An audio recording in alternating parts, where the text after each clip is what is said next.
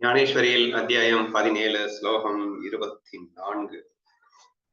ஒரு மந்திரத்தை சொல்லித் தருகிறேன் என்று சொல்லியிருந்தார். அதன் அது முன்னாடி சொல்லிட்டார், ஓம் தத் சத் அப்படின்னு. அதுல பர்டிகுலர்லி ஓம் அப்படிங்கிற அந்த மந்திரத்தை நீங்க எப்போ உச்சரிக்கணும் அப்படிங்கிறது மட்டும் இந்த இடத்துல சொல்லப்பட்டிருக்கு. சரியா? ஒன்லைன்ல சொல்லணும் அப்படின்னா, ஓம் கர்மம். முதல்ல இந்த ஓம் தத் சத் அப்படிங்கிற மந்திரம் யாருக்கு அப்படின்னு புரிஞ்சுக்கோங்க. இது குறிப்பா ஞான யோகிகளுக்கு அப்படின்னு சொல்ல வேண்டிய அவசியம் இல்லை. ஈவன் பக்திக்கும் கிடையாது. கர்ம யோகிகளுக்காக கொடுக்கப்பட்டதுதான் இந்த ஓம் தத் சத் அப்படிங்கிற ஒரு மந்திரம். கர்ம யோகம் யாருக்கு? அதாவது கர்மம் செய்தே ஆக வேண்டும் என்று நிர்பந்தத்தில் இருப்பவர்களுக்கு, அல்லது நிறைய ஆசைகள் இருக்கிறது, அதை நியாயமான முறையிலே தீர்த்துக் கொள்ள நினைப்பவனுக்கு கர்ம யோகம் என்ற ஒரு விஷயம் கொடுக்கப்பட்டது. சரியா? அப்ப அந்த கர்ம யோகத்தை வைத்துக் கொண்டே நீ ஞானி ஆக முடியுமா அப்படின்னு சொன்னா ஆகலாம். கர்மத்தை வச்சு எப்படி ஞானி ஆக முடியும்? நிஷ்காமிய கர்மம், நைஷ்கர்மிய சித்தி என்பதை ஒன்று அடைந்தால் அல்லவா நமக்கு ஞானம் கிடைக்கும். நைஷ்கர்மிய சித்தினா என்ன? எல்லா கர்மங்களிலிருந்தும் விடுபட்ட நிலை அப்படின்னு சொல்லப்படுகின்ற ஒரு நிலை. ஆனாலும் கர்ம யோகத்திலையும் சரி, இது 18வது அத்தியாயம் கலச அத்தியாயம்னு சொல்லப்படுகிறது. அதாவது இந்த கர்ம பக்தி ஞானம் அப்படிங்கிறது இந்த ஒட்டுமொத்த ஞானேஸ்வரியிலும் சொல்லப்பட்டிருக்கு. 18வது அத்தியாயம் இஸ் ஈக்குவல் டு ஒரு ஞானேஸ்வரி, ஒரு கீதா. ஒட்டுமொத்தமா இந்த 17 அத்தியாயத்துல என்ன சொல்லப்பட்டிருக்கோ அது எல்லாத்தையும் ஒரே அத்தியாயத்துல கொடுக்க வேண்டும் என்று கொடுக்கப்பட்டதுதான் இந்த 18வது அத்தியாயம். இதுல முக்கியமா அந்த பிகினிங் அத்தியாயத்துல உள்ளக்கூடிய அந்த கர்ம யோகத்தை பற்றிய ஒரு சித்தாந்தம் இங்கே பேசப்படும் போது இது கொடுக்கப்பட்டிருக்கிறது. அப்படின்னா என்ன சொல்ல வரேன்னா, கர்ம யோகம் அப்படிங்கிறது பலனை எதிர்பாராமல் செய்து உன் மனதை சுத்திகரிப்பதற்காக செய்யப்படுவது, மனதில் உள்ள அழுக்குகளையும் மலகுகளையும் போக்குவதற்காக செய்யப்படுவது. அப்படி நீங்க செய்கின்ற ஆக்ஷன்ல இந்த மந்திரத்தின் துணையை சேர்த்துக்கிட்டீங்கன்னு வச்சுக்கோங்களேன், வேற லெவல்ல ஹெல்ப் பண்ணும். அவ்வளவுதாங்க. சரியா? அந்த கர்மயோகத்துல பலனை எதிர்பார்க்காம பண்ணு, அதுவே பியூரிஃபை பண்ணினோம்னு சொல்லியிருந்தாரு. எக்ஸ்ட்ரா பியூரிஃபை பண்ணணுமா? நீ கர்மயோகத்தை பண்ணும்போது இந்த ஓம் அப்படிங்கிற அந்த ஒரு விஷயத்த சேர்த்துக்கோ. ஓம் தத் சத் அப்படிங்கிற விஷயத்த சேர்த்துக்கோ. இல்ல ஓம் எப்ப சொல்லணும் அப்படின்னா, ஒரு கர்மத்தை ஸ்டார்ட் பண்ணும்போது, ஒரு ஆக்ஷன் நீ ஸ்டார்ட் பண்ற அப்படின்னா அந்த கர்மத்தை ஸ்டார்ட் பண்ணும்போது ஓம் அப்படிங்கிற ஒரு உச்சாரத்தை, ஒரு மந்திரத்தை உச்சரித்து விட்டு அந்த கர்மத்தை ஆரம்பிச்சு. அதுக்கப்புறம் அது பலனை கொடுக்கும் நேரம் வரும். பலன் வரலாம், வராம போகலாம், தட் இஸ் டிஃபரெண்ட். இந்த பலனை கொடுக்கிற வரன்ற அந்த நேரத்துல தத் அப்படிங்கிற மந்திரத்தை உச்சரிக்க வேண்டும். பலன் வந்ததுக்கு அப்புறம், அது பாசிட்டிவா வரலாம், நெகட்டிவா வரலாம், வந்ததுக்கு அப்புறம் சத் அப்படிங்கிற மந்திரத்தை உச்சரிக்கணும். இதுதான் ரூலு. இப்ப இந்த ஓம் அப்படிங்கறத மட்டும் இந்த ஸ்லோகத்துல எக்ஸ்பிளைன் பண்ணியிருக்காரு, படிக்கிறேன். இந்த நாமத்தின் 3 அட்சரங்களையும் கர்மத்தின் ஆதியிலும் நடுவிலும் முடிவிலும் பின் சொல்லப்படுமாறு உபயோகப்படுத்திக் கொள்ள வேண்டும். இம்மூன்று அட்சரங்களை விதமாக பிரயோகப்படுத்தியே பிரம்ம ஞானிகள் பிரம்மத்தையே கண்டுகொள்வார்கள். சாஸ்திரத்தில் சொல்லப்பட்டிருப்பதை நன்கறிந்தவர்கள் இந்த யுக்தியை தெரிந்து கொண்டு தங்கள் பிரம்மத்தோடு ஒன்றுபட்டு போக ஆசைப்பட்டவர்களாக இருந்தும் எங்கும் முதலிய சத்கர்மங்களை அனுஷ்டிக்காமல் விடுவதில்லை. அவர்கள் முதலில் ஓம்காரத்தை தங்கள் தியானத்தில் பிரகாசிக்க செய்து கொண்டு பின்பு அதை வெளிப்படையாகவும் நாக்கால் உச்சரித்துக் கொண்டும் கர்மங்களை அனுஷ்டிக்க தொடங்குவார்கள். ஏங்கம், யாகம் இதெல்லாம் யார் வளர்க்கணும்? ஏதோ ஆசை இருக்கிறவன் தானே. புத்திர காமேஷ்டி யாகம் அப்படின்னு சொன்னா புத்திரன் வேணும் அப்படின்னா பண்றதான். மழை வேணும்னா அதுக்கு ஒரு யாகம் வளர்க்கறது. சோ இந்த மாதிரி பிரம்மத்துக்கு ஆசைப்பட்டவர்கள் கூட இந்த மாதிரி யாகம் வளர்க்கணும்னு ஆசைப்படுவாங்க அப்படிங்கிற மாதிரி இருந்தா, சரியா? கட்டாயம் எல்லாம் கிடையாது. பட் இஃப் யூ வாண்ட், ஏதோ ஒண்ணு நீ வேணும்னு ஆசைப்பட்டா, அப்போ நீ இந்த கர்ம யோகத்தை பண்ணு. அதுலயும் குறிப்பா ஓம் அப்படிங்கிற அந்த மந்திரத்தை முதல்ல மனசால தியானம் பண்ணு. அதுக்கப்புறம் நாக்கால உச்சரி. அதுக்கப்புறம் அந்த காரியத்தை நீ தொடங்க ஆரம்பி அப்படின்னு சொல்றாரு. சரியா? பிரகாசிக்க செய்து கொண்டு பின்பதை வெளிப்படையாக நாக்கால் உச்சரித்துக் கொண்டு கர்மங்களை அனுஷ்டிக்க தொடங்குவார்கள். அப்படி பண்ணா என்ன ஆகும்? அணைந்து போகாத தீபம் இருட்டில் உதவுவது போலே, வலிமை படைத்த துணையானவன் காட்டில் உதவுவது போலே, கர்மாரம்பத்தில் உச்சரிக்கப்படும் பிரணவம் கர்மானுஷ்டானம் செய்கிறவனுக்கு உதவி செய்கிறது. இட்ஸ் சம்திங் லைக் லைட் மாதிரி. இருட்டுல போகும்போது லைட் எவ்வளவு ஹெல்ப்ஃபுல்லா இருக்கும். அதே மாதிரி ஒரு வலிமையான துணைவன் நமக்கு கிடைச்சான்னா நமக்கு எதிரிகளிடமிருந்து எவ்வளவு பெரிய பாதுகாப்பு கிடைக்கும். அந்த மாதிரி இந்த ஓம் அப்படின்னு உச்சரிச்சுட்டு நீங்க கர்மத்தை ஸ்டார்ட் பண்ணீங்கன்னா அந்த கர்மத்துக்கு சகாயம் செய்கிறது, துணை போகிறது அப்படின்னு வச்சுக்கோங்க. தாங்கள் நியாயமாக சம்பாதித்த பொருளை அடுத்து சொல்ல போறது கன்ஃபியூஸ் ஆவேனா என்னென்ன மாதிரியான கர்மங்கள் செய்யறது அப்படிங்கறதான் பெரிய லிஸ்ட் அவுட்டா கொடுக்குறாரு. கடைசியில அந்த கர்மங்கள் செய்யறதுக்கு முன்னாடி ஓம் சொல்லிட்டு செய்யுங்கன்னு சொல்ல போறாரு. ஓகேவா? தாங்கள் நியாயமாக சம்பாதித்த பொருளை உதாரமாக செலவிட்டு சாஸ்திரத்தால் கொண்டாடத்தக்க தேவதையின் பிரீத்தியை உத்தேசித்து பிராமணர்களுக்கு தானம் செய்தல்.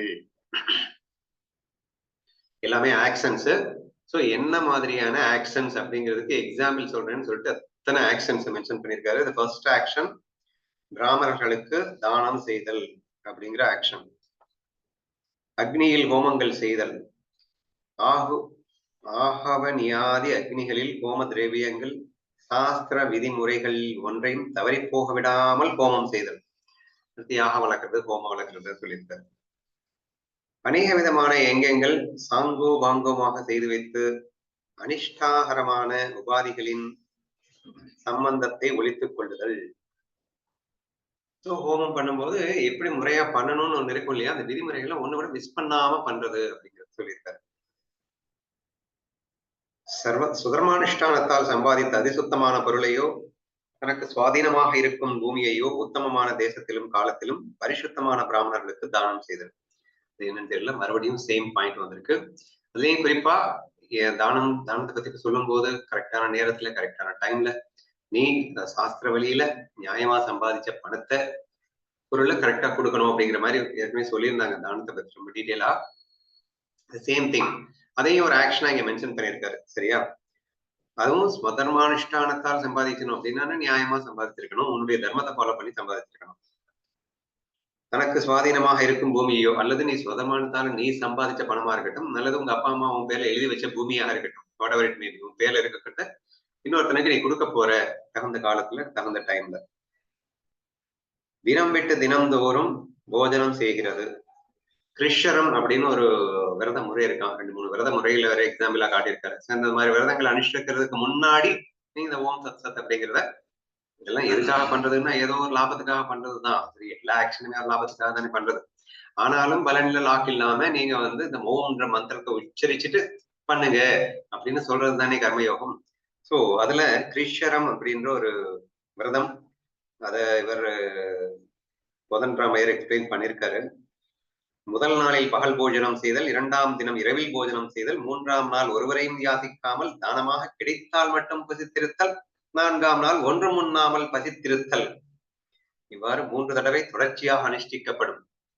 4 into 3 12 days இந்த மாதிரி கண்டினியூஸா பண்ணணுமா. அனுஷ்டிக்கப்படும் விரதத்துக்கு கிருஷ்ணரம் என்று சொல்லப்படும். அப்புறம் இன்னொரு விரதம் சொல்றாரு, மாசம் விட்டு மாசம் சந்திராயானம் அப்படின்னு. அது என்னன்னா, சுக்லபக்ஷம் பிரதமையில் 1 கவளம் அன்னம் புசித்தல், திவிதையில் 2 கவளம் புசித்தல், இப்படியே தினமும் 1 கவளம் அதிகம் செய்து கொண்டு வந்து பௌர்ணமியிலே 15 கவளம் அன்னம் புசித்தல், பின்பு கிருஷ்ணபக்ஷத்தின் பிரதமையிலே 14 கவளம் புசித்தல், பின்பு கிருஷ்ணபக்ஷம் சதுர்த்தசி வரையில் தினம் 1 கவளம் குறைத்துக் கொண்டே வந்து அமாவாசை தினத்தில் ஒன்றும் புசியாமல் பசித்திருக்கிறது. இந்த விரதத்திற்கு சந்திராயானம்னு பேரம். இது எல்லாமே ஆக்ஷனு. இந்த ஆக்ஷன்ஸ் பண்றதுக்கு முன்னாடி ஓம் சொல்லுங்க அப்படின்றதுதான் அங்க சொல்ல வந்த விஷயம். இவ்வகைப்பட்ட விரதானுஷ்டானங்களை பண்ணிக்கொண்டு சரீரத்தில் உள்ள கெட்ட தாதுக்களை சோதிக்க போக செய்து கொள்ளல். இப்படிப்பட்ட யஜ்யம், தானம், தபஸ் முதலிய கர்மங்கள் சாமானியமானவர்களுக்கு பந்தத்தை உண்டாக்கி வைக்குமே. ஆனாலும்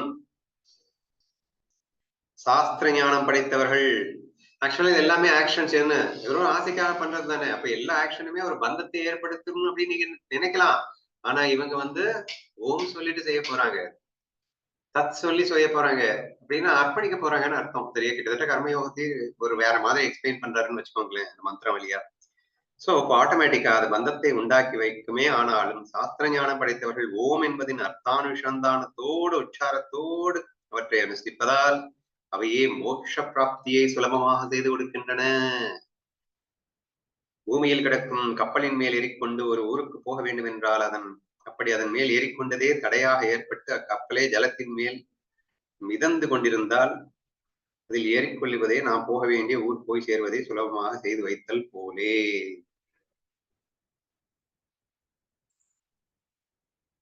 சம்சார பந்தத்தை உண்டாக்கி வைக்கும் கர்மங்களே இந்த பிரம்மாண்ட சேர்க்கையால் சம்சார நிவிருத்தியை செய்து வைக்கின்றன. கடைசியா சொன்ன எக்ஸாம்பிள் என்னன்னா, கப்பல் பூமியில இருக்கும்போது அது மேலே உட்கார்ந்து இருந்தீங்கன்னா கப்பல் போகாது. தண்ணியில இருக்கிறதுக்கு அப்புறம் ஏறி உட்கார்ந்தாதான் கப்பல் போகும். இந்த மாதிரி கர்ம யோகம் அப்படிங்கிறது உன்னை கரை சேர்க்காதுதான். ஆனா நீ கர்மம் கரை சேர்க்காதுதான். ஆனா அதே கர்ம யோகமாகவோ அல்லது ஓம் தத் சத் என்ற மந்திரத்தோடோ நீ சொன்ன அப்படின்னா உன்னை கரை சேர்க்கணும்டா. சோ கப்பல் பூமியில இருந்தா கரை சேர்க்காதுதான். ஆனா தண்ணியில இருந்தா சேர்த்துரும்ல. அந்த மாதிரி கர்மம் கரை சேர்க்காதுதான். ஆனா ஓம் மந்திரத்தோட சொன்னா சேர்த்துரும்ல என்று சொல்லி இந்த மாதிரி ஓம் என்ற உச்சாரத்தோடு நீங்கள் இந்த கர்மத்தை செய்ய தொடங்க வேண்டும் அப்படின்னு சொல்லியிருக்காரு.